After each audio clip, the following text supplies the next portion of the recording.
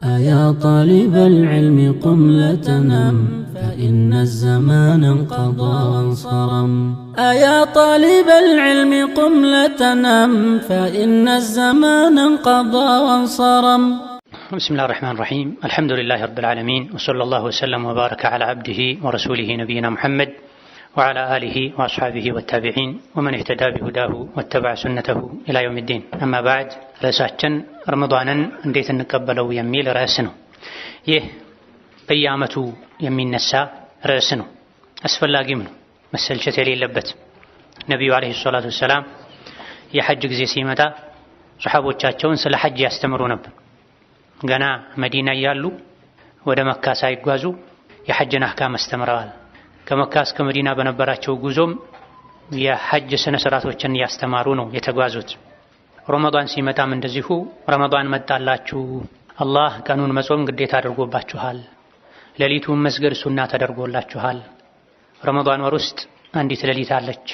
ያቺ ሌሊት በዛች ሌሊት የሚደረግ ዒባዳ በአንድ ሺህ ወር ከሚደረግ ዒባዳ ይበልጣል። በማዕና الحديث የዚህችን ሌሊት ኸይር የተነፈገ ሰው የአላህን ረሕመት የተነፈገ እድለ ቢስ ሰው ነው ይሉ ነበር ነብዩ ሰለላሁ ዐለይሂ ወሰለም ከማ ሩየ ፊል ሐዲስ። ስለዚህ ረመዳን ሲመጣ ሁሌም ስለ ረመዳን ቀደም ብሎ ማወቅ፣ መማር፣ መታወስ። የውድሕያ ጊዜ ሲመጣ፣ የዓረፋ ጊዜ ሲመጣ ስለ ዓረፋ አሽሩ ዘል ሒጃ ህግጋቶች መማር፣ መታወስ አስፈላጊ ነው። ልጅ መዳር የፈለገ ሰውም እንደዚሁ ስለ ልጅ መዳር፣ ልጅ የሚገርዝ ሰው ስለ ልጅ መገረዝ፣ አዲስ ሱቅ መክፈት የፈለገ ሰውም ስለሚከፍተው ስለሚሰራው የሥራ አይነት መማር አለበት። ያለ እውቀት በደመ ነፍስ በግምት ስራ መስራት በሸሪዓ ወንጀል ነው፣ ከአላህ ጋር ሊያጣላ ይችላል። ለዚህ ነው አንዳንድ የፊቅህ ሊቃውንት የሶላት፣ የሐጅ፣ የተለያዩ ዒባዳዎችን አፈጻጸም መስፈርት ቅድመ ሁኔታ ሲያብራሩ አንዱ የሚጠቅሱት ቅድመ ሁኔታ መስፈርት ምንድነው? አፈጻጸሙን ማወቅ ይላሉ። ማዕሪፈቱ ከይፍየቲሂ ስለ ሶላትም ስለ ሐጅም ስለ ዑምራም ወዘተ ህጎች ያስቀምጣሉ፣ አደቦችን ያስቀምጣሉ። ይህ ተግባር ውስጥ ከመግባት በፊት መሟላት ያለባቸው ነገሮች ብለው 1 2 3 4 5 ያሉ ዘርዝረው አንዱ ምንድነው? ማዕሪፈቱ ከይፍየቲሂ አፈጻጸሙን ማወቅ ይላል። አፈጻጸሙ ሳይታወቅ የሚገባበት ዒባዳ ይበላሻል። በትክክል ነው የሰራኸው፣ አጉድለሃል፣ ጨምረሃል፣ መታወቀው ነገር የለም። ስለዚህ በየጊዜው ረመዳን ሲመጣ ከይፈ ነስተቅቢሉ ረመዳን ጊዜ ማያልፍበት አስፈላጊ የሆነ ጉዳይ ነው። ማናውቀውን እናውቅበታለን፣ የረሳነውን እናስታውስበታለን፣ የተሳሳትነውን እናርምበታለን። ሰው ረሽ ነው፣ ይረሳል። ትናንት የተማርነውን ዛሬ እንረሳለን። ትናንት የሰማነውን ሩቡን ልንረዳ እንችላለን፣ ሌላውን እንረሳለን። ስለዚህ ተክራር ያስፈልጋል፣ መደጋገም ያስፈልጋል። እነሆ ሻዕባን እየተገባደደ ይገኛል። ስለ ሻዕባንም ነቢዩ አለይሂ ሰላቱ ወሰላም አስቀድመው ተናግረዋል። ሻዕባን 15ኛው ሌሊት ላይ አላህ ተባረከ ወተዓላ ባሮቹን በሙሉ ይምራል። በአላህ ያሻረከና ከወንድም ከእህቱ ጋር የተጣላ ሰው ሲቀር አልያ ደግሞ የቢድዓ ሰው ሲቀር ተብሏል። ሙሻሂን የሚለው ከወንድሙ ከእህቱ ጋር የተጣላ ተብሎም ተፈስሯል። ሙሻሂን ማለት እንዳጠቃላይ ከአህለ ሱና ጋር የተጣላ የቢድዓ ሰው ተብሎም ተፈስሯል። ይህ ማለት ሻዕባን 15 ከመምጣቱ በፊት የሰው ልጅ ከጌታው ጋር ያለውን ግንኙነት ማስተካከል፣ ከነቢዩ ጋር ከሱና ጋር ያለውን ግንኙነት ማስተካከል። እኔ ምን ቢድዓ አለብኝ? ቢድዓ ያለበት ሰው አይማርም ተብሏል። እኔ ምን ሽርክ አለብኝ? ሽርክ ያለበት ሰው አይማርም ተብሏል። ይሄ ከአላህ ጋር ከነቢዩ ጋር ሊኖረን የሚገባ ግንኙነት ነው። ተውሂድ ላይ ሱና ላይ መሆን አለብን። ከቢድዓ ከአዲስ ፈጠራ ስራን ሰው እንዲያልኝ ብሎ ከመስራት ጠርተን ጥርት ያለ ተውሂድን ይዘን ልንኖር ይገባናል። ሁሌም ይበልጥ ደግሞ የምህረት አጋጣሚ ሲመጣ ሻዕባን 15 የምህረት ቀን ነው ተብሏል። ሐዲሱን ሶሒህ ነው ضعيف ነው ትንሽ ኺላፍ አለበት። አልባኒን ጨምሮ የተወሰኑ ሊቃውንት እና ሹዐይብ አልአርናውጥ፣ አልኢማም አልአልባኒ ሌሎችም ሶሒህ ብለውታል። ሻዕባን 15ኛው ሌሊት ላይ አላህ ሁሉንም ይቅር ይላል። በአላህ ያሻረከ የሽርክን ወንጀል የሰራ ቢድዓ የሰራ ባንዱ ማዕና ከወንድም እህቱ ጋር የተቆራረጠ ሲቀር ተብሏል። ሻዕባን ላይ ስራ ወደ አላህ ይቀርባል ተብሏል። የዓመቱ ስራ ሻዕባን ላይ ነው ወደ አላህ የሚቀርበው። ሳምንታዊው ስራ ሰኞና ማክሰኞ ነው ወደ አላህ የሚቀርበው። ዕለታዊው ስራ ዐስርና ፈጅር ላይ ወደ አላህ የሚቀርበው ሐዲስ ላይ ተነግሯል። የቀን ስራ ዐስር አካባቢ ወደ አላህ ይወጣል። የማታ ስራ ፈጅር ላይ ወደ አላህ ይወጣል። የሳምንቱ ስራ ሰኞና ሐሙስ በሳምንት ሁለት ይወጣል። የዓመቱ ስራ ሻዕባን ላይ ወደ አላህ ይቀርባል። ታዲያ ስራው ቀርቦ ሲታይ ከወንድሙ ጋር የተጣላ ከእህቱ ጋር የተጣላ ዞር አርጉት ይህን እስኪታረቅ ድረስ አቆዩት ይባላል። ስራው አይቀርብም አላህ ዘንድ አይታይለትም፣ አያልፍለትም። እንደዚሁ ደግሞ ሻዕባን ላይ ነቢዩ ዓለይሂ ሰላቱ ወሰላም ጾም ያበዙ እንደነበረ ተነግሯል። ለምንድን ነው ሻዕባን ላይ ጾም ያበዙ ሲባሉ ስራ ወደ አላህ የሚቀርብበት ወር ነው። ጾመኛ ሆኜ ስራ የአላህ ዘንድ እንዲቀርብ እንዲታይልኝ ፈልጋለሁ ብለዋል። ሰኞና ሐሙስ ስራ ወደ አላህ ሲቀርብ የተጣላ ሰው ስራ ማይታይለት ከሆነ ሻዕባንም የተኮራረፈ ሰው የሰራው ስራ አይታይለትም ማለት ነው፣ አይቀርብለትም፣ ወደ አላህ አይወጣም ማለት ነው። ስለዚህ ከረመዳን ዝግጅት አንዱ የሻዕባን ዝግጅት ነው። ለሻዕባንም ዝግጅት ያስፈልገዋል። በመጾም በመቅራት ተውበት በማድረግ ሰደቃ በመስጠት ባለሀብት ዘካ በማውጣት ድሃዎች እንዳይቸገሩ ለረመዳን አስቤዛ የቤት ወጪ እንዲያገኙ ሻዕባን ላይ ሰደቃ ዘካ ማውጣት ጊዜው ከሻዕባን ጋር ተቀራራቢ የሚሆንለት ሰው የዘካ አመቱ ከሻዕባን ጋር ተቀራራቢ የሚሆንለት ሰው ሻዕባን ላይ ቢያወጣ ጥሩ ነው። ወይላ አብዛኞቹ ደጋግ ሙስሊሞች ቀደምቶች ያወጡ የነበረው የአመቱ መጀመሪያ ሙሐረም ላይ ነበር። ብዙ ሰው ግን አሁን በዘመናችን ረመዳን ላይ ነው የሚያወጣው። ረመዳን ዘካውን ማውጣት ሱናና ተጨማሪ ሰደቃን እንዳያበዙ እንቅፋት ይሆናል። ንግድ በጀመርክበት ጊዜ ከተቻለ በሻዕባን ዋጅቡን ዘካህን አውጣ። አቅም ያለው ሰው ረመዳን ላይ እጅህ የያዘውን ሱና ተጨማሪ ሰደቃ ነው መሰጠት ያለበት እንጂ አስቀድሞ ማዘግይቶ አብዛኛው ሰው ረመዳን ላይ ነው ዘካ ማውጣትን የሚወደው። ዘካን ረመዳን ላይ ማውጣት ልዩ አጅር ልዩ ትሩፋት አለው የሚል ዘገባ የለም። ረመዳን ላይ ኸይር ማብዛት ይወደዳል። አዎ ኸይር ማብዛት ይወደዳል። በበጎ ፈቃደኝነት የምታደርገውን ኸይር ነው። ዘካ ልክ እንደ ሶላት በጊዜ የተገደበ ግዴታ ነው። አመቱ በሞላበት ጊዜ ነው ዘካ መውጣት ያለበት። ሆኖ ተጠጋግቶ ሻዕባን ላይ ብታወጣ ጥሩ ነው። ምስኪኖችን ለረመዳን እንዲዘጋጁ ያግዛቸዋል። ተጠጋግቶ ትንሽ አስቀድመህ ረመዳን ላይ ብታወጣ እንዲሁ ረመዳን ላይ ኸይር ስራ ይበልጥ ይወደዳል ስለሚል ችግር የለውም። ግን ሱናውን ሰደቃ መሸፈኛ መደረግ የለበትም። ዋጅቡን ዘካህን እንደ ግዴታ አውጣ። ሰደቃ ብዙ ነው የተባለው ከሰደቃው ከዘካው በተጨማሪ ሰደቃ አውጣ። በዚህም ዝግጅት ያስፈልጋል። አፍ በመባባልም ዝግጅት ያስፈልጋል። ከአብዱላህ ኢብኑ መስዑድ እንደተነገረው ቀደምቱ ሙስሊሞች ረመዳንን ውስጣቸው ላይ ለሙስሊም ለወንድም እህታቸው ቅሬታ ኖሮ ከመቀበል በጣም ይጠነቀቁ ነበር ብለዋል። ሰሐቦች፣ ታቢዒዎች፣ ደጋግ ቀደምቶች ውስጣቸው ላይ ቂም ይዘው ጥላቻ ይዘው ቅሬታ ይዘው ረመዳንን አይቀበሉም ነበር። ቤትን ለረመዳን ብሎ ማጽዳት እየተለመደ ነው። ለረመዳን ልብስ መቀየር፣ አዲስ ልብስ መግዛት፣ ማጠብ፣ ጀለቢያ፣ ኮፍያ፣ መስገጃ ማዘጋጀትም የብዙ ሙስሊሞች ተግባር ነው። ይሄን ውጫዊ ዝግጅት ከማድረግ ይልቅ የውስጥ ንጽህና ዝግጅት ያስፈልጋል። ልብን ማጽዳት ያስፈልጋል። አላህ ተባረከ ወተዓላ ቆሻሻ ልብ ውስጥ ኢማን አያስቀምጥም። አላህ ተባረከ ወተዓላ ቆሻሻ ልብ ውስጥ ኢማን አያስቀምጥም፣ የቂን አያስቀምጥም፣ የሱን ውዴታ አያስቀምጥም። ቆሻሻ ልብ ለኩራት፣ ለምቀኝነት፣ ለጥላቻ መሰል ሸይጣን ለሚወዳቸው ባህሪዎች ነው እንጂ የሚበጀው ቆሻሻ ልብ ለመልካሙ የጀነት ዋጋ ለሆነው ለውዴታ፣ ለራህመት፣ ለኢማን፣ ለኹሹዕ አይበጅም። ስለዚህ ከረመዳን በፊት ቤት እንደምናጸዳው እንደሚጸዳው ልብስ እንደሚቀየረው ልብን መቀየር ማደስ ያስፈልጋል። የተጣሉትን ወንድም እህት መታረቅ፣ የተቆራረጡትን ዘመድ መቀጠል፣ ይሄን የእርስ በርስ ግንኙነት ደግሞ ከቤተሰብ መጀመር ያስፈልጋል። አንዳንድ የሚያሳዝን ባህሪ ያላቸው ሰዎች አሉ። ረመዳን መጥቷል ያሉ ለውጭ ሰው ቴክስት ያደርጋሉ፣ ይቅርታ አድርጉልኝ ይላሉ።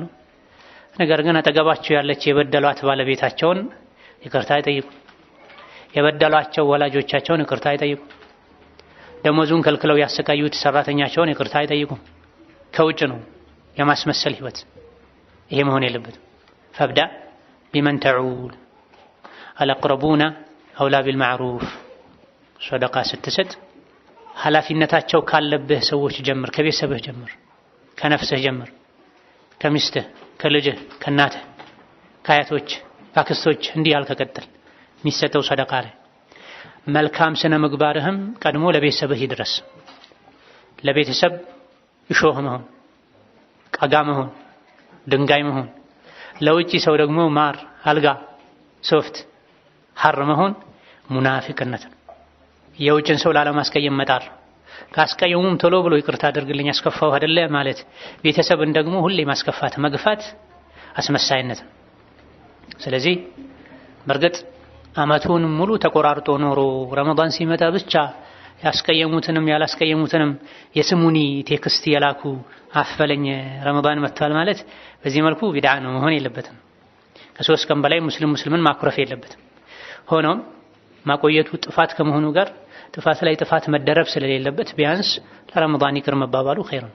ይቅርታ የምትጠይቀው ያጠፋህበትን ያስቀየምሽውን ሰው መሆን አለበት እንጂ አም የሆነ ሪሳላ አውቄም ሳላውቅም አስከፍቼህ ሊሆን ስለሚችል አፈለኝ ማለት ሰው ልቡ ሌላ ነገር እንዲጠረጥር ማድረግ ነው። አመቱን ሙሉ ስጋዬን ሲበላ ቆይቷል ማለት ነው።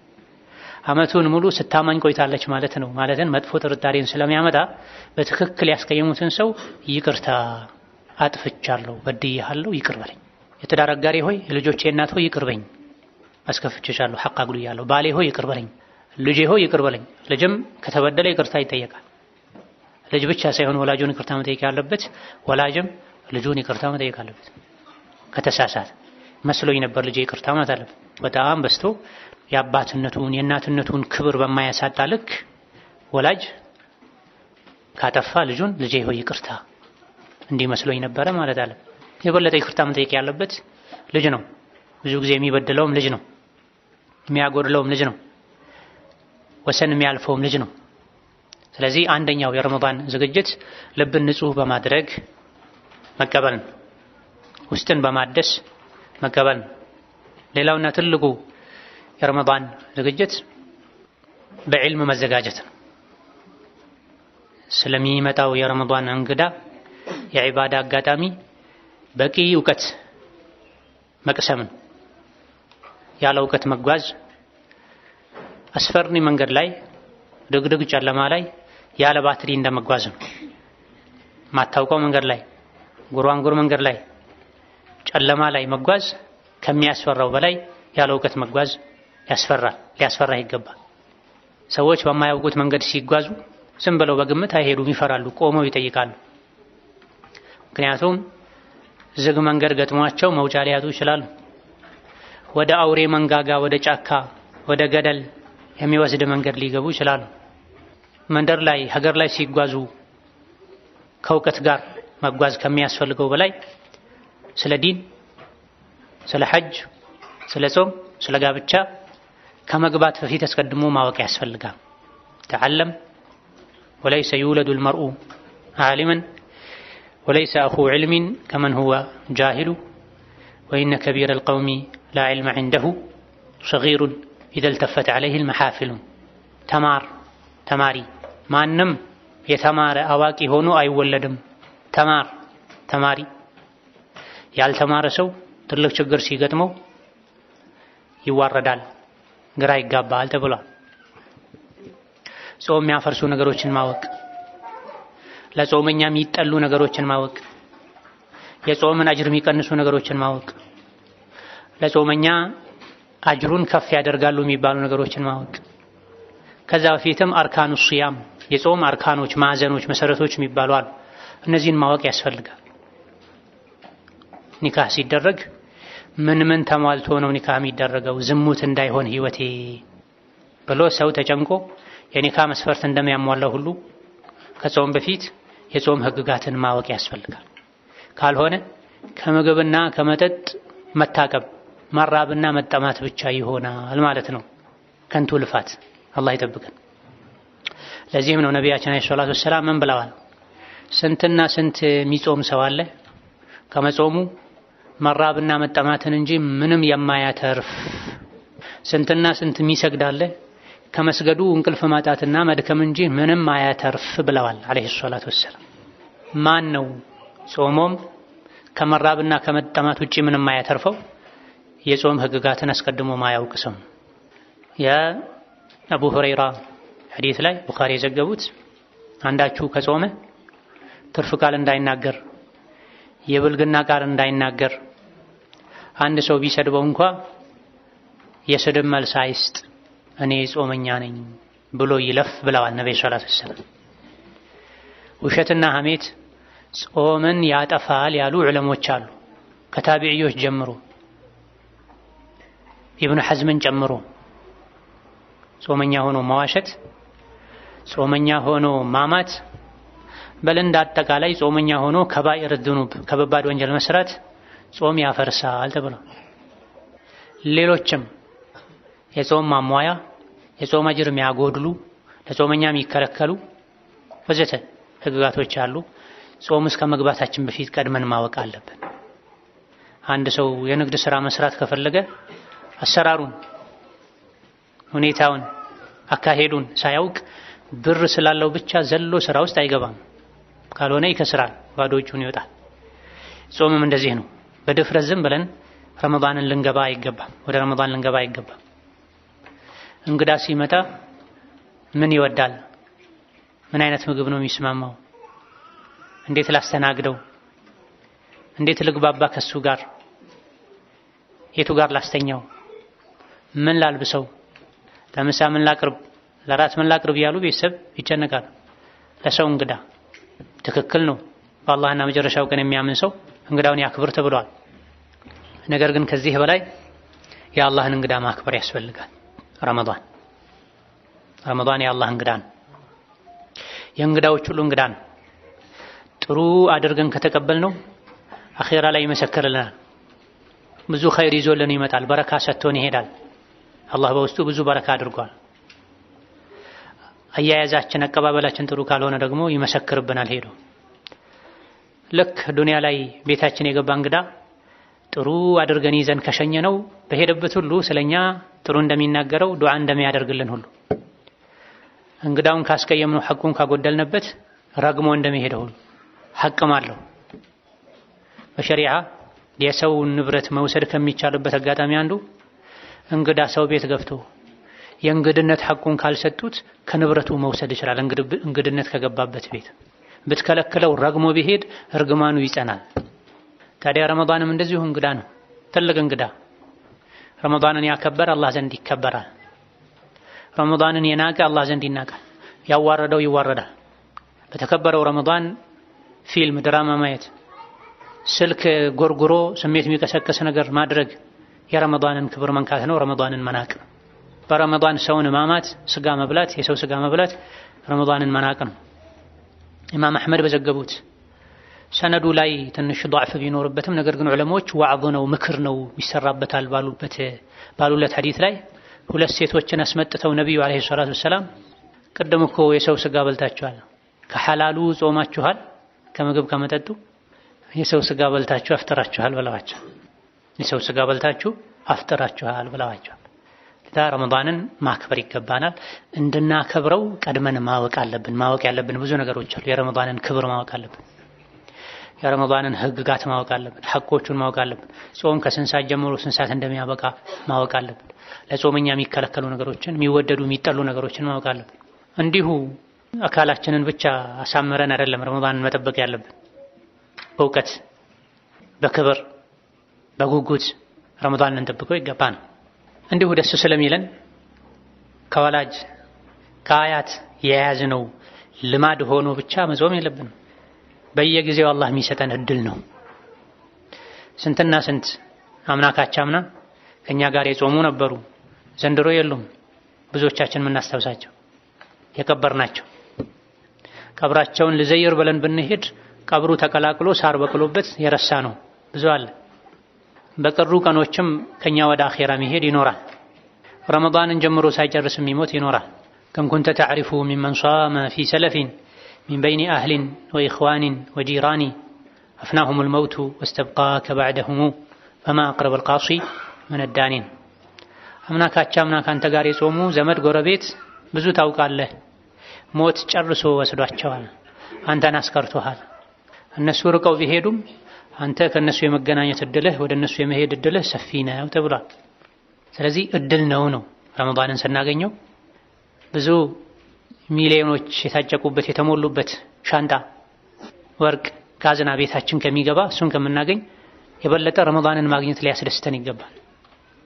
ለምን ከተባለ ወይም ኩሉ ذلك لما متاع الحياة الدنيا ወርቁ ብሩ ጨርቁ የዱንያ መገልገያ ነው። ልብሱ ተለብሶ ያልቃል። ወርቁ ይሰረቃል፣ ይጠፋል፣ ይወረሳል። ምግቡ ተበልቶ ይሸናል። ወደ አኺራ ቀጥ ብሎ የሚሻገረው መልካም ስራ ነው ረመዳን ላይ ያለው። ይሄን ክብር ማወቅ በዕልም መዘጋጀት ይገባናል። እንደዚሁ ደግሞ ልብን የሚያረሰርሱ ልብን የሚያረጥቡ ምክሮችን በመስማትም ልብን ማዘጋጀት ያስፈልጋል። ልብ ይደርቃል፣ ይሞታልም ጭምር። ታዲያ ረመዳን ላይ የበለጠ ተጠቃሚ እንድንሆን ከረመዳን ቀደም ብለን ልብን የማርጠብ ስራ የማዘጋጀት ስራ መስራት አለብን። ትርፍ ንግግር መናገሩ፣ ትርፍ እይታ ማብዛቱ፣ ቀልቡ ከደረቀ ሰው ጋር መዋሉ፣ መግዛት መሸጥ ላይ ንግድ ላይ ተሰማርቶ ማሳለፉ፣ ገበያ ላይ በብዛት የሚሰማው መሐላ፣ ውሸቱ፣ ማጭበርበሩ፣ ቤተሰብ ጋር መጨቃጨቁ፣ እነዚህ ሁሉ ተደማምረው የሰውን ልጅ ልብ አኺራ እንዲዘነጋ ያደርጉታል። ቀልብን ያደርጉታል፣ ያሳምሙታል፣ ሊገድሉትም ጭምር ይችላሉ። ታዲያ ረመዳን ውስጥ ከመግባታችን በፊት አመቱን ሙሉ ገፍላ የተጫጫነውን የተኛውን ልባችንን መቀስቀስ ያስፈልጋል። በምን? በመልካም ምክሮች ሕያው ማድረግ ያስፈልጋል። መሬት ሳይዘራበት በፊት ደጋግሞ ከታረሰ ነው ጥሩ ምርት የሚገኘው። ዝም ተብሎ አሻዋ ላይ ድንጋይ ላይ አይዘራም። ደረቅ መሬት ላይም ዝም ተብሎ አይዘራም። የአንዳንዶቻችን ልብ ደረቅ መሬት ነው፣ አላህ ይጠብቀን። የአንዳንዶቻችን አሻዋ ነው፣ የአንዳንዶቻችን ድንጋይ ነው፣ የአንዳንዶቻችን ከድንጋይም የባሰ ሊኖር ይችላል። ይሄን ያለው ማን ነው? አላህ ነው ያለው ሱረቱል በቀራ ላይ ثم قست قلوبكم من بعد ذلك فهي كالحجارة أو أشد قسوة ያወቃችሁ ብዙ ነገር በማጥፋታችሁ ምክንያት አኺራ የሥራ የምታገኙበት ጊዜ ይመጣል የተባላችሁ ጊዜው ረዝሞባችሁ ተዘናግታችሁ ቸላ ብላችሁ ቀልባችሁ ደረቀ። ምን አይነት አደራረግ? ከልሒጃራ ልክ እንደ ድንጋይ በል አው አሸዱ አው የሚለው ቢማዕና በል ተብሎም ተፈስሯል። ወይም እንደ ድንጋይ ሳይሆን እንደውም ከድንጋይ በላይ ቀልባችሁ ደረቀ። አንዴ የምትታኘክ የምትጎረስ የምታክለው ለስላሳዋ የሰው ልጅ ልብ ከኢማን ስትርቅ አኺራን ስትረሳ ከወንጀለኛ ጋር ስትውል ከድንጋይ የበለጠ ትደርቃለች ማለት ነው። ከድንጋይ የበለጠ ትደርቃለች። ምልክትም አለው የቀልብ መድረቅ። የቀልብ መድረቅ ምልክት አለው። ምክር ሲሰሙ አለመመከር፣ የቁርአን አንቀጽ ሲሰሙ አለመገሰጽ፣ ሞትን አስታውሶ ወንጀል አለማቆም፣ ቀብር ላይ ቆሞ መሳቅ፣ መጋፋት፣ መተቃቀፍ፣ ወንጀል ላይ ወንጀል የደራረቡ መስራት፣ የወንጀል ህመም አለመሰማት ውስጥ ላይ አጠፋሁ እኮ ከአላህ ተጣላሁ እኮ አኺራዬን የሚያበላሽብኝ ስራ ሰራሁ እኮ ብሎ አለመጨነቅ፣ ለኸይር ስራ አለመጓጓት፣ እነዚህ የቀልብ መድረቅ መበላሸት ምልክቶች ናቸው። አንድ ሰው ሲያመው የሚያሳየው ምልክት አለ። ሳምባ ምልክቱ እንደዚህ ነው፣ ኩላሊት ህመም ምልክቱ እንደዚህ ነው ተብሎ ምልክቱ ታውቆ ነው ወደ ሐኪም የሚኬደው። አንድ ሰው እኔ ቀልቤ ታሟልና ቀልቤን ላክመው ላድነው ይባል ዘንድ የልብ መድረቅ መታመም ምልክት ምንድነው ነው? እዛ አካባቢ አንስተ ነበር። ወንጀል ላይ ወንጀል ይደራርባል። ወንጀል ቢሰራም ምንም አይሰማው፣ ምንም አይመስለውም፣ አያስጨንቀውም። ጥሩ ብለሃል አንድ ሌላ አህሰንት። ቁርአን ሲሰማ ምንም አይመስለውም፣ አያስተነትንም፣ አይገባውም፣ ለቁርአን ቦታ አይሰጥም። እሺ አባታችን አህሰንት። ቀብር ላይ እንኳን ሆኖ የሞተን ሰው ሊቀብር ሄዶ ሚስቅ ሰው አለ፣ ተቃቅፎ ሚሳሳም ሰው አለ፣ ስልክ የሚያወራ ሰው አለ። በዚህች አላህ በሰጠኝ አይኔ ቀብር ላይ ቆሞ ስጋራ የሚያጨስ ሰው አይቻልም። በዚህ አላህ በሰጠኝ አይኔ ሰው ሲቀበር የሚሸፈን ጨርቅ አለ አይደል? ጨርቁን የያዘ ሰው ስልክ ሲደወልለት ጥሎት ሄዶ 20 ሺህ ሲለው አይ 30 ሺህ አድርግ ሲል ሰምቻለሁ። እዛው ሁለት እርምጃ ተራምደው። ይሄ የቀልብ መሞት ምልክት። እነ ሐሰኑል በስሪ ሌሎችም ደጋ ቀደምቶች ሰው ቀብረው ከመጡ ምሳ አይበሉም ነበር፣ እራት አይበሉም ነበር። እራት ቀርቦ ቤተሰብ ሲጠብቃቸው ብሉ፣ እኔ ዛሬ ያየሁት ክስተት አለ ለሱ ዘጋጃለሁ ይሉ ነበር። ደጋ ቀደምቶች ዘንድ ለቅሶ ቤት የሄደ ሰው የሟች ቤተሰብ ማን እንደሆነ አያውቅም ነበር። ይሆነ ማጽናናት ፈልጎ አላህ ሰብር ይስጣችሁ ብሎ ፈልጎ የሟች ቤተሰብን ለቅሶ ሊደርስ ከመጣ ሰው መለየት አይችልም ነበር። ሁሉ ማዝኖ ለነፍሱ እያለቀሰ ማለት ነው። አብዱላህ ብን መስዑድ ቀብር ላይ ሚስቅን ሰው አይተው ወላሂ ሁለተኛ አላናግርህም ቀብር ላይ ትስቃለህ እንደ ይሉ ነበር። ዛሬ ከቀልብ መድረቅ ብዛት የመጣ ለቅሶ ቤትና ሰርግ ቤትን መለየት እየከበደ ነው። فالله المستعان. نعم ሌላ ማን ነበር እጅ ያነሳው? نعم احسنت ለኸይር አይነሳሳም፣ ለመልካም ስራ አይነሳሳም፣ ለኸይር ፍላጎት አይኖረውም። نعم ምክር ሲሰጠው አይቀበልም፣ አያደምጥም፣ ወደ ልቡ አይገባም፣ ሌላ ዓለም ነው የሚኖረው። እዘን እነዚህና ሌሎችም የቀልብ መድረቅ ምልክቶች አሉ። እነዚህ ምልክቶች ከታዩብን አንዱ ከታየብን ሌሎችም ምልክቶች አሉ። ለጊዜው የጠቀስነው ነው እንጂ ከረመዳን በፊት አስቀድመን ይሄን ቆሻሻ ከልባችን ማስወገድ ይኖርብናል። ሐሳብ ከሚሰርቁ ነገሮች ደግሞ ነፃ መሆን አለብን። ሌላኛው የረመዳን ዝግጅት ይሄ ነው። የዓመት እረፍት የሚባል ነገር አለ ስራ ዓለም ላይ። ማንኛውም ተቀጥሮ የሚሰራ ሰው፣ ድርጅት ላይ የሚሰራ ሰው፣ የመንግስትም የግል ድርጅት ላይ የዓመት እረፍት ይባላል። ሰራተኛ የሆነ ሰው ለረመዳን ቢችል የዓመት እረፍቱን ቢወስድ፣ የግሉን ስራ የሚሰራ ሰውም ረመዳንን ወሩን ሙሉ እንኳን ማረፍ ባይችል ሰዓቱን ቢቀናንስ፣ ስራ ምገባው በዚህ ሰዓት ነው፣ በዚህ ሰዓት ደግሞ ወጣለሁ፣ ለረመዳን ግማሽ ቀን ከሰራው ይበቃኛል፣ እስከ አስር ቢበዛ ሰራለሁ፣ አስር መስጂድ ሰግጄ ቶሎ ወደ ቤቴ ገብቼ ቤት ውስጥ ቁርአን ቀራለሁ፣ ቤቴ ጎረቤት ያለው መስጂድ ላይ ቁርአን ቀራለሁ፣ ቶሎ አፍጥሬ ከመግሪብ እስከ ኢሻ ይሄን ያክል ቀራለሁ፣ ከኢሻ በኋላ ከተራዊህ በኋላ በጊዜ ተኝቼ ከሱሁር በፊት ተነስቼ ይሄን ያክል ቀራለሁ ሰግዳለሁ መባል ፕሮግራም ማውጣት ያስፈልጋል። ይሄ ረመዳንን የማክበር አንዱ ምልክት ነው። ረመዳንን እንደሌላ ጊዜ በተለይ ዘመን ወለድ በሆነው ሶሻል ሚዲያ ስልክ መጎርጎር ማሳለፍ ሒርማን ነው፣ አለመታደል ነው፣ የእድለ ቢስነት ምልክት ነው። አላህ ይጠብቀን።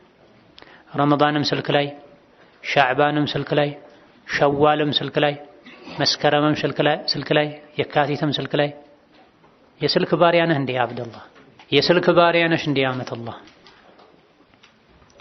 ከኛ ጋር እኮ ቀብር አይገባም ስልክ። ሱራጥን እኮ ደግፎ አያሻግረንም ስልክ። በዙሪያችን ላሉ ሰዎች ባለ ሚስቱ፣ ሚስት ለባሏ፣ ወላጅ ለልጆቹ ጊዜ የለውም። ነገር ግን ቻይና ላይ፣ ታይዋን ላይ፣ ዱባይ ላይ፣ ጀርመን ላይ፣ ግብጽ ላይ፣ ሞሮኮ ላይ ያለ ስራ ፈትሰው ዝም ብሎ ለሚያጎርፈው ትርካ ምርኪ ከፍቶ ለማየት ለመሳቅ አስተያየት ለመስጠት ጊዜ አለ። ከእጃችን ስልክ ማይጠፋውን ያክል ቁርአን ከእጃችን ባይጠፋ ኖሮ መላኢካ የመጣ ሰላም የለንም። ህይወታችን የበረካ የሰላም የደስታ ህይወት ይሆን ነው። አብዛኛው ሰው በዘመናችን ደስታ አርቆታል፣ ሰላም አጥቷል። ሁከት ነው፣ ጭንቀት ነው፣ ረብሻ ነው፣ ጭቅጭቅ ነው፣ ድብርት ነው። ራሱን የሚያጠፋ ሰው የበዛ ነው። ራሴን ላጠፋ ነው እያለ በመኖርና በመሞት መሃል ያለ ሰው ብዙ አለ። አንዱ ሰበቡ ምንድን ነው? ወመን አዕረض ዐን ዚክሪ ፈኢነ ለሁ መዒሸተን ضንካ። አዕረض ዐን ዚክሪ ማለት ቁርአንን ቸላ ያለ ማለት ነው። አዕረض ዐን ዚክሪ ማለት ሐላል ሐራምን ቸላ ያለ ማለት ነው። አዕረض ዐን ዚክሪ ማለት የጠዋትና ማታ ዚክር፣ ከሶላት በኋላ ያለ ዚክር፣ ሲተኛ የሚባል ዚክር ቸላ ያለ ማለት ነው። እንዳጠቃላይ ወመን አዕረض ዐን ዚክሪ ማለት ሸሪዓን ቸላ ያለ ማለት ነው። ምን ይሆናል? እነዚህን ቸላ ያለ ሰው ፈኢነ ለሁ መዒሸተን ضንካ፣ ጭንቀት፣ ውጥረት፣ ድብርት የተሞላበት ህይወት ይኖረዋል ዱንያ ላይ። ከቁርአን በራቀን ቁጥር፣ ከዚክር በራቀን ቁጥር፣ ከሸሪዓ በራቀን ቁጥር፣ ከዱዓ በራቀን ቁጥር፣ አላህን ባስቆጣን ቁጥር ልባችን ይጨናነቃል። ወደ ቁርአን በተጠጋን ቁጥር፣ ወደ ዚክር ወደ ዱዓ በተጠጋን ቁጥር፣ አምስት ወቅት ሶላትን በሰዓቱ ከፊት ከኋላ የሚሰገደውን ሱና፣ የማታ ሱና፣ የዱሃ ሱና የቤተሰብ ሐቅ መጠበቅ፣ ወላጆችን ማስደሰት፣ ለጎረቤት መልካም መሆን፣ ያገኙትን ሁሉ ሰላሙ አለይኩም ማለት፣ እጅ ከያዘችው ያወጡ ለሰው መስጠት ወዘተ መልካምነት ካለ ደግሞ ልብ ይሰፋል ከምድር በላይ ሰፊ እስኪሆን ድረስ። ኸይር ስራ ባበዛን ቁጥር ልባችን ይሰፋል፣ ስፋቱ ከምድር በላይ ሰፊ እስኪመስል ድረስ። ራሓ፣ ጡማእኒና፣ ሰኪና ይሰፍንበታል። በተቃራኒው ደግሞ አላህን ባስቆጣን ቁጥር፣ ከቁርአን በራቀን ቁጥር፣ ከሸሪዓ በራቀን ቁጥር፣ ከዚክር በራቀን ቁጥር ደግሞ ልብ ይጠባል። ከመርፌ ቀዳዳ እንደው ቀዳዳዋ ረጅም ነች፣ የመርፌ ጫፏ ወጋ ስታደርግ ምትበሳታለች አይደል? ከዚያ የበለጠ ጠባብ እስኪሆን ድረስ የዓለም ተራራ እሱ ላይ የተጫኑበት እስኪመስለው ድረስ ልብ ይታፈናል። የዱከ አውከታ ወፉከ ነፈኻ ነው ነገሩ። እኛው ነው የዘራ ነው ይሄን ያመጣ ነው። ደስታን ከኛ የሚያርቀን ነገር ደስታ ያመጣል ብለን ከቁርአን ርቀን ስልክ ላይ፣ ከቁርአን ርቀን ፊልም ላይ፣ ከቁርአን ርቀን ወሬ ላይ፣ ከመስጂድ ርቀን ካፍቴሪያ ላይ፣ ከመስጂድ ርቀን አስፋልት ዳር ላይ፣ ከሐላል ሚስት ርቆ ዝሙት ላይ፣ ከሐላል ከስብ ርቆ ማጭበርበር ላይ፣ መዋሸት ላይ፣ ከመልካምነት ርቆ ማጭበርበር ላይ፣ ማታለል ላይ፣ መመቃኘት ላይ ከተሰማራ ሰው ልቡን ያጠበበው ራሱ ነው። ፈላ የሉመና ኢላ ነፍሰሁ። ስለዚህ ረመዳን ሳይመጣ በፊት ማድረግ ካለብን ዝግጅት አንዱ፣ ለረመዳን አቀባበል መደረግ ካለበት ነገር አንዱ ተፍሪጉል ቀልቢ ሚን ሸዋግሊሂ ነው። ልብን ቢዚ ከሚያደርጉ ልብን ከሚያጨናንቁ ነገሮች ልብን ነፃ ማድረግ ነው። ረመዳን ላይ ስልክ መቀነስ፣ ረመዳን ላይ ከሰው ጋር ያለን ግንኙነት መቀነስ። ኢማም ሻፊዒ፣ ኢማም አልቡኻሪ፣ ኢማም አቡ ሐኒፋ ሌሎችም ረመዳን ላይ 60 ጊዜ ቁርአን ያختሙ ነበር። ረመዳን ላይ 60 ጊዜ በቀን ስንቴ ማለት ነው? ሁለቴ። ኢማም ሻፊዒ፣ አቡ ሐኒፋ፣ ኢማም አልቡኻሪ ወገይሩሁም الكثير የኢማሙ ማሊክ ልጅ ስትጠየቅ ኢማሙ ማሊክ ቤት ምን ይሰሩ ነበር ስትባል إذا دخل إلى البيت فتح المصحف ولم يكن له شغل غيره ኢማም ማሊክ ቤት ገቡ ቁርአን ገልጦ መቀመጥ ነው። ሌላ ስራ አልነበራቸው። ሐዲሱን ፊቅሁን ማስተማር ሁሉ ያቆሙ ነበር ደጋ ቀደምቶች ረመዳን ሲመጣ። ለምን? ወትሉል ኪታበ ወሰቢሕ ፊህ ሙጅተሂዳ ፈኢነሁ ሸህሩ ተስቢሕን ወቁርአኒ። ምክንያቱም ረመዳን የዚክር፣ የዱዓ፣ የቁርአን ወር ነው። የሰደቃ ወር ነው። የወሬ፣ የፊልም፣ የድራማ፣ የነሺዳ፣ የመንዙማ፣ የእንጉርጉሮ፣ የእንቅልፍ፣ የጫት ወር አይደል። የዒባዳ ወር። ዓመታዊ ገበያ ነው። ያ አብደላህ ዓመታዊ ገበያ ታውቃለህ? የባህል ገበያ ብለው ሰዎች ይዘጋጃሉ። ቀናቶች ሲቀሩት ክፍለ ሀገር ሄደው ዕቃ ያመጣሉ፣ ቦታ ያዘጋጃሉ፣ ሰራተኛ ይጨምራሉ። ምን ሲሆን? የበዓል ገበያ ሲሆን፣ የዓመት ገበያ ሲሆን። ሀከዛ ረመዳን መውሲሙ ኸይር፣ የኸይር ገበያ በዓመት አንዴ እንጂ ማይገኝ። ከአንዳንድ ታቢዒዎች እንደተነገረው ሐዲስ ማስረጃ ባይኖረውም የታቢዒ ንግግር ነው። ረመዳን ላይ የሚሰገድ አንድ ሱና ሶላት ሌላ ጊዜ እንደሚሰገድ አንድ ፈርድ ሶላት ነው አጅሩ። ረመዳን ላይ የሚሰገድ አንድ ፈርድ ሶላት ሌላ ጊዜ እንደሚሰገድ ከረመዳን ውጪ እንደሚሰገድ 70 ፈርድ ሶላት ነው አጅሩ ከፍ ብሎ። ረመዳን ላይ አንድ ጊዜ የምትባል ሱብሃንአላህ በሌላ ጊዜ ከረመዳን ውጪ የሚባል ሱብሃንአላህ ነው ተብሎ። ይሄን አግኝቶ ማን ነው ተኝቶ የሚያደር? ስልክ የጎረጎረ የሚያሳልፍ፣ በወሬ የሚያሳልፍ፣ በጫት የሚያሳልፍ፣ በመንዙማ የሚያሳልፍ የሱዳን የሶማሌ የምናምን ጃሂልያ አምያ የጀልና ነው፣ ድንቁርና ነው። የዘመኑ ደግሞ ነሺዳ የሚባል አለ። የረመዳን ነሺዳ። ረመዳን የቁርአን ወር መሆን ሲገባው የነሺዳ ወር፣ የእንጉርጉሮ ወር፣ የመንዙማ ወር እንዲሆን የሚጠብቁ የረመዳን ነጋዴዎች አሉ። ሱቃቸውን አታሙቅላቸው፣ ገበያቸውን አታሙቅላቸው። እኔ ከቁርአን ውጪ ምንም አልፈልግም ይበቃኛል ቁርአን በላቸው። ቁርአን ያልመከረው ምንም አይመክረው። ነሺዳ፣ መንዙማ፣ እንጉርጉሮ ከሸሪዓ ጋር የሚጋጭ ነገር ከሌለው፣ ተወሱል ከሌለበት፣ የማይቻለው ተወሱል፣ እስቲጋታ ከሌለበት፣ የሴት ድምጽ ከሌለበት፣ ድቤ አብሮት ከሌለ፣ በአንድ ሰው ድምጽ የሚቀርብን ግጥም እንጉርጉሮ ብሰማ ችግር የለውም ሳይበዛ ከቁርአን ሳያዘናጋ። በተለይ ከበድ ያለ ስራ ስትሰራ፣ ረጅም መንገድ ስትሄድ አልፎ አልፎ ብታደምጥ ችግር ላይኖረው ይችላል። የሴት ድምጽ ካለው፣ የሴት የሚመስል የህፃናት ድምጽ ካለው ከጀርባ ከታጀበ፣ ይሄ ማቃሰት ምናምን ካለው ከጴንጤ የተወሰደ የሚመስል ከሌሎች እምነት ተከታዮች ምንም አይለየውን ስመ ነሺዳ አታድምጥ። ሐራም ነው። የቁርአን ባላንጣና ጠላት ነው። ረመዳን ላይ ሲሆን ደግሞ የበለጠ ሞኝነት ነው። አንዲትን አንቀጽ ስትቀራ 10 አጅር ታገኛለህ። ቁርአኑን ስታደምጥ የአላህን ረሕመት ታገኛለህ፣ የልብ ሰላምን ታገኛለህ። ነሽዳና እንጉርጉሮ ሰምተህ በተለይ ዘፈን የሚመስለው ነርቭህን ከማዛባትና ከመወዛወዝ ከማቀንቀን ውጪ ምን ታደርጋለህ? ነሽዳ እያደመጠ ቁጭ ብሎ ማስታወሻ የሚይዝ ሰው አለ? ፊልም ያየ ድራማ ያየ ቁጭ ብሎ ማስታወሻ ይዞ ዓለም ይሆን ሰው አለ? የለም። ንግድ ነው ለሚሰሩት ሰዎች። አንተ ገበያውን አታሙቅ። ረመዳንን ከቁርአን ጋር እናሳልፍ። ከረመዳን በፊት ደግሞ ረመዳን ላይ ከቁርአን ጋር እንድናሳልፍ ዝግጅት እናድርግ። ቀደም ብለን ሙሐደራ እናድመጥ፣ ዱዓ እናድርግ፣ ተውበት እስትግፋር እናብዛ። ከሻዕባን የቻልነውን ያክል እንጹም። ነብዩ አለይሂ ሰላቱ ወሰላም ሻዕባን ላይ ጾም ያበዙ ነበር። ከ15 በኋላ መጾም አይቻልም የሚል ሐዲስ አለ። ትክክል አይደለም፣ ضعيف ነው። ረመዳን ነገ ነው ወይስ ከነገ ወዲያ የሚለው የጥርጣሬው ቀን እስኪደርስ ድረስ መጾም ትችላለህ። ከፊትም ጀምር ከመሃልም ጀምር፣ ችግር የለውም። የቻልከውን ያክል ጾም። ከኋላ ከግማሽ በኋላ ጀምሮ መጾም ይከለከላል ይጣላል የተባለው እንደው ሐዲሱም ሷሂህ ከሆነ በአንድ ተፍሲሩ ጾም ለሚያደክመው ሰው ነው። ቀድሞ የለመደ ሰው ከመጀመሪያ የጀመረ ሰው ይለምደዋል፣ ለረመዳን አይደክመውም። ግን ለረመዳን ትንሽ ቀን ሲቀረው ሻዕባን ላይ ቢጀምር አንዳንድ ሰው ተፈጥሮ ደካማ ሆኖ ደክሞት ለረመዳን የሚደክም ከሆነ ነው ዞሮ ዞሮ ረመዳን ላይ መድከሙ አይቀርለትም። ይሄም ቢሆን አያዋጣም። ነገ ረመዳን ነገ ነው ከነገ ወዲያ የሚባለው የጥርጣሬው ቀን እስካልደረሰ ድረስ ሻዕባን የቻልከውን ያክል ጾም። 2 ቀን የጾም ከአንድ ቀን ብላ፣ 3 ቀን የጾም ከአንድ ቀን ብላ፣ 1 ቀን የጾም ከአንድ ቀን ብላ፣ ብቻ ጾም አብዛ፣ ልምምድ ይሆናል። ቁርአንም ሻዕባን ላይ ጀመረን ልንዘጋጅ ይገባናል። በተለይ ሴት እህቶቻችን ረመዳን ላይ ሳምቡሳው፣ ሾርባው፣ ጁሱ፣ ቤት ማጽዳቱ፣ ልጅ ማስተናገዱ ወዘተ አሁን ደግሞ አዳዲስ ነገሮችን መተዋል። ከአረቡ ከፈረንጁ የኮረጁ ዲሽ ላይ ያዩ ያን ቤት ላይ ለማሟላት ፍክክር ሆኗል።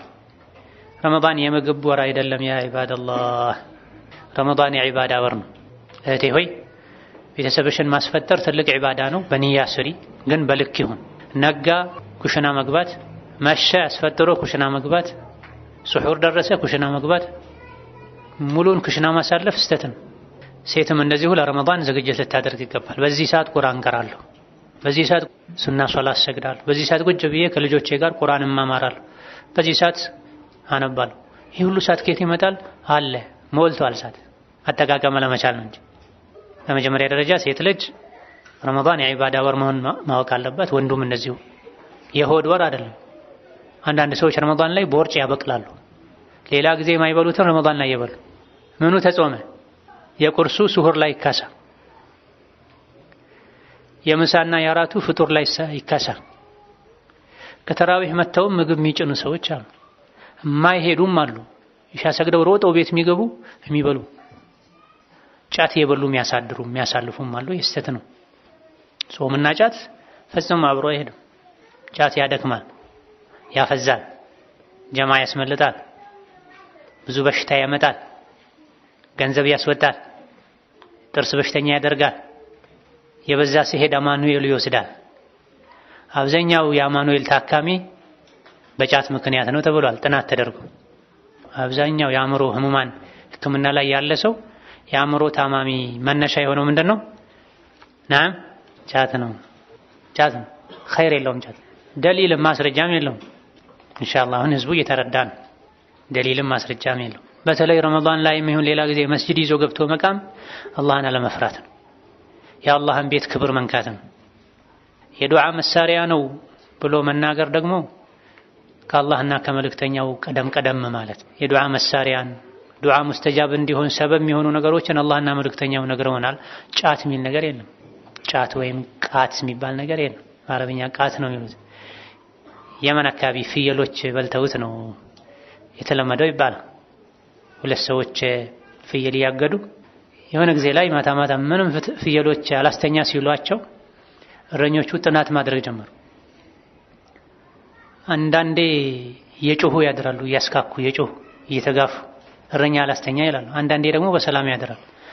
ስለዚህ ያኔ በነበራቸው የአእምሮ ምጥቀት እውቀት ልክ ምን በልተው የዋሉ ቀን ነው ሳይተኙ የሚያድሩት፣ ምን በልተው የት ያገድናቸው ቀን ነው ተኝተው የሚያድሩት ብለው ተመራመሩና ጫት ቅጠል ያለበት አካባቢ ላይ ውለው ጫት ሲበሉ የዋሉ ቀን ፍየሎች ማታውን ሳይተኙ ያድራሉ።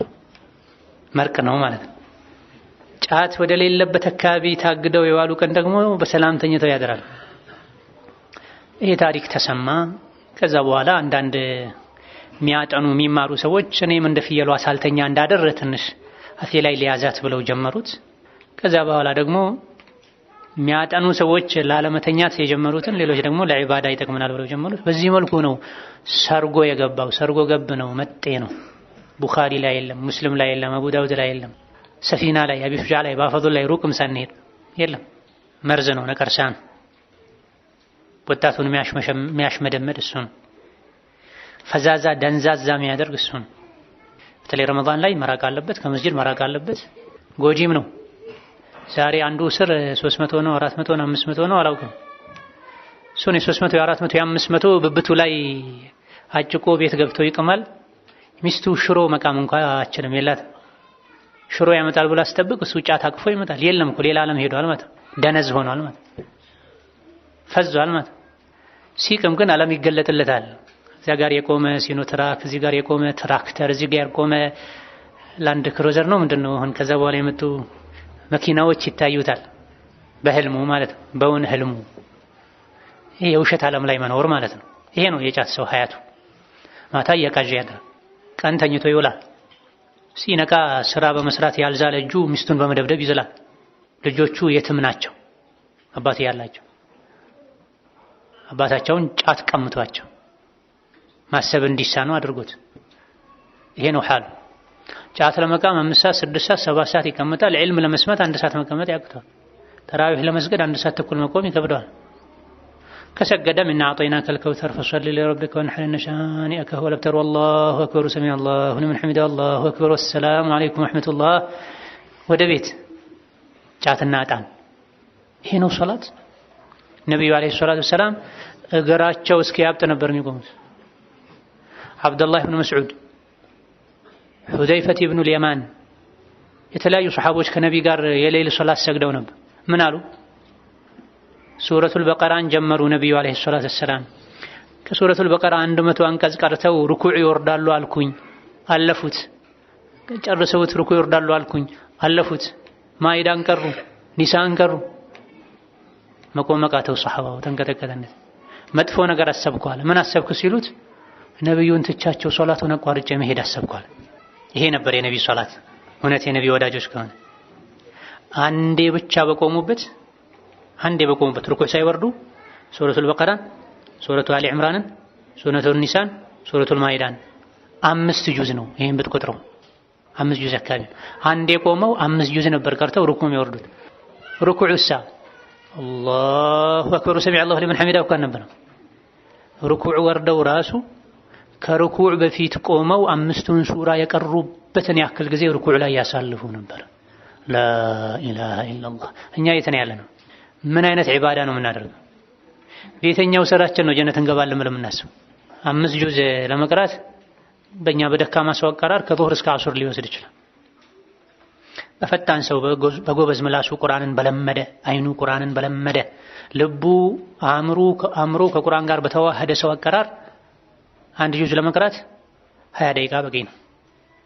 በመካከለኛ ፍጥነት እስከ 30። ታዲያ 5 ጁዝ ለመቅራት ስንት ሰዓት አስፈለገ ማለት ነው? 2 ሰዓት ተኩል አካባቢ ማለት ነው። 2 ሰዓት ከምን 2 ሰዓት ተኩል አካባቢ። ይሄ ፈጣን ለሆነ ሰው፣ ልምምድ ላለው ሰው። ደካማ ሰው አመቱን ሙሉ ቁርአንን ዞር ብሎ ማያይ ሰው ሳምንትም ሊፈጅበት ይችላል እንበል። ከዙህር እስከ ዐሱር ማለት ነው በሰነፍ ሰው አቀራር። ያውን ደግሞ ነብዩ ቀስ ብለው ነበር የሚቀሩት። ኡሙ ሰለማ እንዳሉት የሙዱ መዳ አልሐምዱሊላሂ ረቢል ዓለሚን አርረሕማኒ ረሒም ማሊክ የውሚዲን እንዲህ ነበር የሚቀሩት። ሲቀሩ የሚሳበውን እየሳቡ ነው። እንደገና እያንዳንዱ አንቀጽ ላይ የቆሙ ነው የሚቀሩት። ስንት ሰዓት ሊወስድ ነው በዚህ አቀራር? ያን ያክል ጊዜ ይቆማሉ 5 ጁዝ ለመቅራት። እንደገና ሩኩዑ ላይ 5 ጁዝ ለመቅራት የቆሙትን ያክል ይቆያሉ። ከሩኩዑም ተነስተው ሩኩዑ ላይ ያሳለፉትን ያክል አካባቢ ጊዜ ይቆማሉ። ስጁድ ወርደውም እንደዚሁ። እዚህ ደረጃ እንኳን ባንደርስ ልምምድ ልናደርግ ይገባል። ረመዳን የምግብ ወር አለመሆኑን ማወቅ፣ ሴት ልጅ እየሰራችም ቢሆን ቁርአን ማዳመጥ፣ ዝክር ማለት፣ ልጆቿን አጠገቧ አስቀምጣ ቁርአን ማድመጥ፣ በስልክ ቁርአን ሙሐደራ ዳዕዋ ከፍታ ማዳመጥ፣ ልብን ንቁ የሚያደርጉ ነገሮችን ማድረግ። እንዳጠቃላይ ረመዳን የአላህ እንግዳ ነው፣ የተከበረ ወር ነው። ያከበረው ይከበራል፣ የናቀው ይናቃል። ያከበረው ይከበራል፣ የናቀው ይናቃል። ይሄን በማወቅ ዝግጅት ልናደርግ፣ ልናነብ፣ ልንጠይቅ፣ ልንማር፣ ተውበት ልናደርግ፣ የሰው ሐቅ ካለብን ልንመልስ፣ አላህ በሰላም ረመዳን እንዲያደርሰን ዱዓ ልናደርግ። ማድረሱ ብቻ ዋጋ የለውም፣ አድርሶንም ኸይር ስራ ለመስራት እንዲያበቃን። መስራቱ ብቻም ዋጋ የለውም፣ የሰራነውን ስራ እንዲቀበለን ዱዓ ልናደርግ ይገባናል። አላህ ተባረከ ወተዓላ የተቀሩ የሻዕባን ቀናቶችን በረካ ያደርግልን። በሰላም ረመዳንን የምናገኝ አላህ ያደርገን። ረመዳንን አላህ የሚወደውን ስራ በመስራት የምናሳልፍ አላህ ያደርገን። ረመዳን ላይ አግርቶልን የሰራናቸው ስራዎችንም አላህ ከሚቀበላቸው ባሮቹ ያደርገን። በተደጋጋሚ ረመዳንን በአማን በኢማን በሰላም ከሙሉ ቤተሰብ ጋር ከወዳጅ ጋር ምንጾም አላህ ያደርገን። የሞቱ ወላጆቻችንን አላህ ይማራቸው። የሞቱ ወላጆቻችንን አላህ ይማራቸው። ያሉትን አላህ ይጠብቃቸው። የታመሙትን አላህ ይፈውሳቸው። የተቸገሩን አላህ ከችግር ያውጣቸው። ላላገቡ አላህ መልካም ትዳር ይስጣቸው። ላገቡ አላህ መግባባትን መዋደድን አላህ ይስጣቸው። ሷሊህ ዝርያ ልጅም አላህ ይስጣቸው። የተወለዱ ልጆችን አላህ በረካ ያድርጋቸው፣ ያስተካክላቸው። ሀገራችንን አላህ ሰላም ያደርግልን። ሀገራችንን አላህ ሰላም ያደርግልን። ሀገራችንን አላህ ሰላም ያደርግልን። ሪዝቃችንን አላህ ሰፊ ያደርግልን። ሪዝቃችንን አላህ በረካ ያደርግልን። ሪዝቃችንን አላህ በረካ ያደርግልን። ጠቃሚ እውቀት ከመልካም ስራ ጋር አላህ ያድለን። በዱንያም በአኺራም አላህ መልካም ነገር ይስጠን። በዱንያም በአኺራም አላህ መልካም ነገር ይስጠን። ዛሬ መስጂድ ላይ እንደሰበሰበን ነገ ሲራጥን ተሻግረው በሰላም ጀነት ከሚገቡ ባሮቹ ያደርገን። እዚህ ቤቱ ላይ እንደሰበሰበን ነገ ጀነት ላይ የምንሰበሰብ የምንገናኝ አላህ ያደርገን። አሚን። ወአኺሩ ዳዕዋና አኒል ሐምዱሊላሂ ረብል ዓለሚን። ወሰላሙ አለይኩም ወረሕመቱላሂ ወበረካቱሁ።